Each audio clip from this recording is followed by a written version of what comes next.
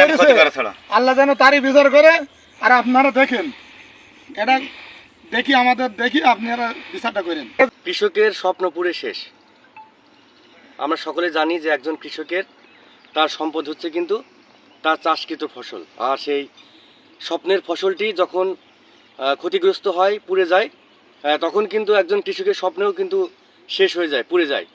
ঠিক তেমন একটি হৃদয় বিদারক মর্মান্তিক ঘটনা ঘটেছে কার্পাসডাঙ্গা ইউনিয়নের কুতুবপুর গ্রামের টুকরু মাঠে। এখানে 3 জন কৃষকের 6 বিঘা জমির ধান রাতের আধারে কে বা কাহারা সবুজ ধ্বংস বীজ দিয়ে কিন্তু পুড়িয়ে দিয়েছে। আমরা আপনাদেরকে সেই বিষয়টা দেখানোর চেষ্টা করব। সেই সাথে আমরা কথা বলবো যে 3 জন কৃষক ভাই রয়েছেন 6 বিঘা। কি ক্ষতি, এই ক্ষতির কোনো জড়ি আছে নাকি? এটা তো কবর দেওয়া ভালো থাকে। আই দেখো তুলাতে বেরি খোদ করা ভালো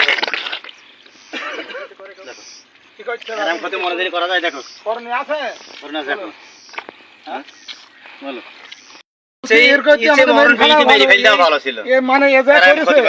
আল্লাহ যেন তারই বিচার করে।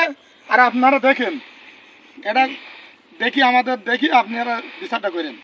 দেখো কুতুবপুর গ্রামে টকুরের মাঠ, এটা আমাদের 3 জনের 6.5 বিঘি জমি কে বা কারা অজানা লোকে সবুজ ধ্বংস দিয়ে ধানগুলা পুড়িয়ে দিয়েছে।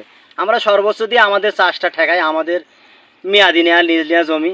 তো এই মুহূর্তে যা করেছে এখন আমাদের সে মানে খাওয়ার আর নেই, চলাফেরার উপায় নেই। এই যে আমরা মাঠে চাষ করি, কিন্তু আজ বৃষ্টির ব্যবস্থায় চাষ করছি, তা এরম অবস্থা কোনো সময় হয়নি। কিন্তু আমাদের জমি লিজ নেওয়া এবং ভাগে নেওয়া জমি এটি সবুজ ধ্বংস দিয়ে পুড়ে দিয়েছে। এটি আমাদের কিছু করণীয় আছে, যদি করণীয় থাকে তাহলে করবেন, আর নাই তো আমাদের ব্যবস্থা করতে হবে। এছাড়া আমাদের কোনো পথ নেই। আমরা ভাগ আলাকে দেবো, না নিজে খাবো, না সংসার চালাবো, কী করবো আমরা এখন? আমাদের এই তো অভাবের সংসার, সারের দাম বেশি, তেলের দাম বেশি, সব কিছুর দাম বেশি। একটা মনুষ নিতে গেলে 500 টাকা দাম। এতে আমাদের যা খরচ হয়ে গেছে, মানে এই খরচ আমাদের ভিটি ব্যবসা ছাড়ার পথ নেই। কিন্তু এতে থেকে যেটা ভালো লাগে সেটা করেন। এখন আমাদের যেহেতু তাদের আগ থাকে যে এই জমিটা এরা এত বছর করছি, কিন্তু তারা সরলে গেরস্তকে বলতে পারত যে জমিটা ওদেরকে আর দিও না, জমিটা কিন্তু আমাদের দিতে হবে। কিন্তু এটা তারা সরলে বলতে পারত। তারা যে এইটা ষড়যন্ত্র করিয়ে এই যে কাজটা করেছে, এটা তো ভালো করেনি।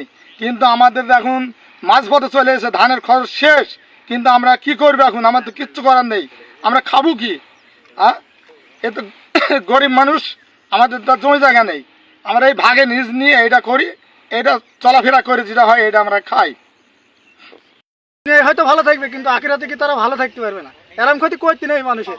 আমার তো নিজেরই দেখি কান্না আসছি ভাই, এরকম ক্ষতি কি বলবো ভাই, আমি আর বলতে পারছি না ভাই। আমার মুখে বলার নেই। আমার ভাইয়ের ক্ষেত কি করে খাবে, বাল বাচ্চা নেই, সারা বছরের ফসল, এখন কিছু বলার নেই ভাই। এখন আপনারা মানুষের সামনে বৃত্তিরা তুলে ধরেন, মানুষের বিবেকে জাড়া দিক।